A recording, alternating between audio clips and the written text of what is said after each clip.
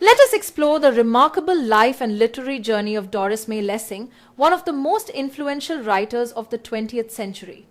She was a British Zimbabwean novelist, and that very identity has been asked in exam, so keep it in mind as we move forward.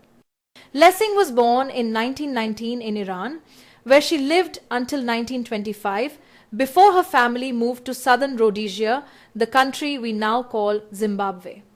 Growing up in colonial Africa shaped her perspective on class, race, gender, and political power, and all these concerns would later come alive in her fiction. In 1949, she moved to London, where her writing career gathered momentum with astonishing speed. Her first novel, The Grass is Singing, appeared in 1950, and this debut date has been asked in exam. She followed it with the ambitious Children of Violence series, published between 1952 and 1969, and this long sequence of novels featuring Martha Quest has been noted in exam as well. Lessing reached international recognition with The Golden Notebook, published in 1962, a landmark text in discussions of women's consciousness, political disillusionment, and psychological fragmentation. She later wrote The Good Terrorist in 1985, and this title has been mentioned in exam. Another major project was her science fiction cycle Canopus in Argos Archives, published from 1979 to 1983, where she experimented with myth, spirituality, and human evolution. In 2007, Doris Lessing received the Nobel Prize in Literature, becoming the oldest recipient in the award's history, and this detail also appears in exam.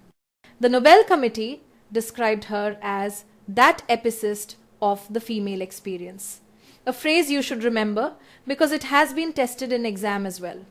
Her wide range of works includes The Memoirs of a Survivor from 1974, The Fifth Child from 1988, its sequel Ben in the World from 2000, and later works like The Sweetest Dream and The Cleft. She continued writing with clarity and courage until her passing in 2013.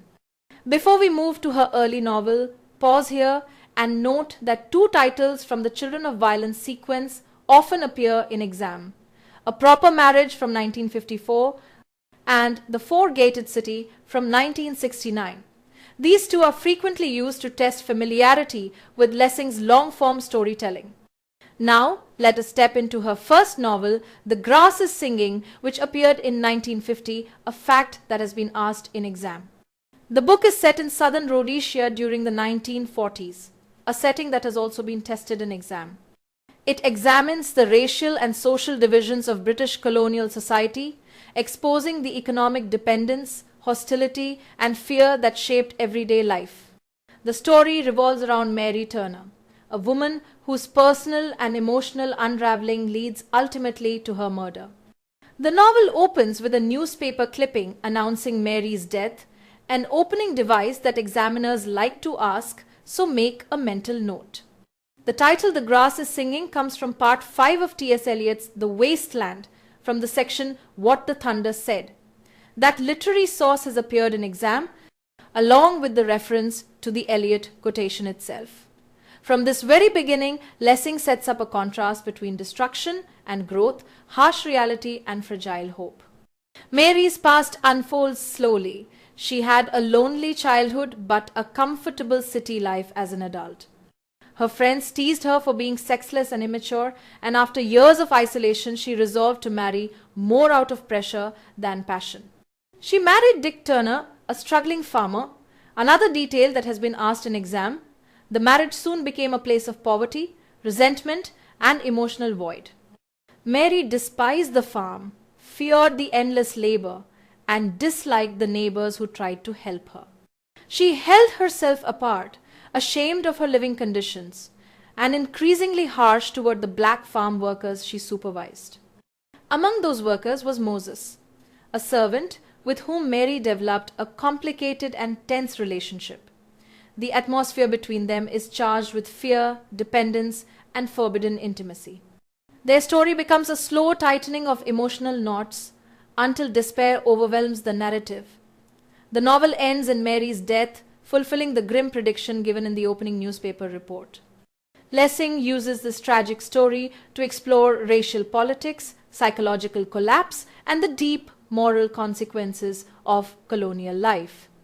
The novel's insight into domination, loneliness, and the breaking point of human endurance made it an instant success. Even today, students return to it for its clarity and emotional force. Let's take a closer look at Doris Lessing's The Golden Notebook, one of the most important feminist novels of the 20th century. Published in 1962, the novel examines the emotional and psychological struggles of a woman trying to stay whole in a fragmented world.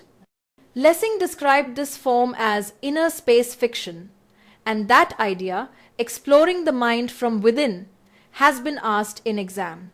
At the center of the story is Anna Wolf, a writer who feels her life breaking apart under political, personal, and creative pressures. Her story has been tested in exam, so keep her name at the top of your notes. To make sense of her experiences, Anna keeps 4 separate notebooks, each one representing a different area of her life. The moment she tries to bring all of these together into a single golden notebook marks one of the key ideas of the novel, and this linking of the notebooks has also appeared in exam. The structure of the book is unusual. Lessing alternates sections from the fictional narrative titled Free Women with entries from Anna's 4 colored notebooks. This pattern of interspersing the Free Women storyline with the notebooks has been noted in exam, so it's worth pausing here to keep that structure in mind. The black notebook records Anna's memories of southern Rhodesia, which inspired the best-selling novel she wrote earlier in her career. This detail has repeatedly shown up in exam. The red notebook traces her involvement with the Communist Party in England, capturing her political disillusionment during the 1930s, 40s, and 50s. That link between Anna and English communism is another point that has been tested. The yellow notebook contains the novel she is currently writing, a story drawn from a painful and collapsing love affair. This metafictional layer, where Anna writes a novel inside the novel, has also been asked in exam. And the blue notebook records her personal journal entries, dreams, anxieties, memories, and her attempts to hold on to her emotional life. This record of her inner reflections too has been cited in exam questions. Through these shifting voices, Lessing explores themes of anti-war politics, anti-Stalinist critique, the failures of communism, the rise of the women's liberation movement, and the early currents of the sexual revolution. It is not a neat, comfortable narrative. Instead, it reflects mental fragmentation, cultural pressure, and the struggle to maintain identity when the world refuses to let you remain whole. In the end, The Golden Notebook stands as both a personal story and a political mirror, a novel that asks whether a woman can survive while breaking away from the ideologies that shape her, and whether writing itself can offer a path to healing. Alongside The Golden Notebook, Doris Lessing produced one of the most ambitious novel sequences of the 20th century, The Children of Violence. This title has appeared in exam, so let's walk through its major ideas clearly. The series contains 5 semi-autobiographical novels, charting the life of its protagonist Martha Quest from her adolescence in southern Rhodesia all the way to her death in a dystopian future London in the year 1997. The first novel, Martha Quest, published in 1952, introduces a 15-year-old girl struggling against her restrictive family and the racial tensions of colonial southern Rhodesia. This title has been asked in exam. Martha longs for a broader life, eventually becoming a typist as she searches for independence and real experience. The second novel, A Proper Marriage, came out in 1954, and this title, too, is frequently tested. Here, Martha attempts to settle into married life, but her rebellious energy clashes with domestic expectations. The outbreak of the Second World War sends her husband away, amplifying the tensions in their relationship. Then comes A Ripple from the Storm, published in 1958, another title often seen in exam. This novel explores the rise of a communist group in Central Africa during the years when the Soviet Union was admired by many left-leaning thinkers. Martha divorces her husband and marries a communist leader, becoming deeply involved in political activism. The final novel, The Four-Gated City, appeared in 1969, and again this has been tested. Set in post-war Britain against the background of the Cold War, the story follows Martha through poverty, political unrest, and social upheaval. The novel ultimately jumps forward into a dystopian future. Martha dies in 1997. After a Third World War devastates the world, a stark ending to a life shaped by political conflict and personal transformation.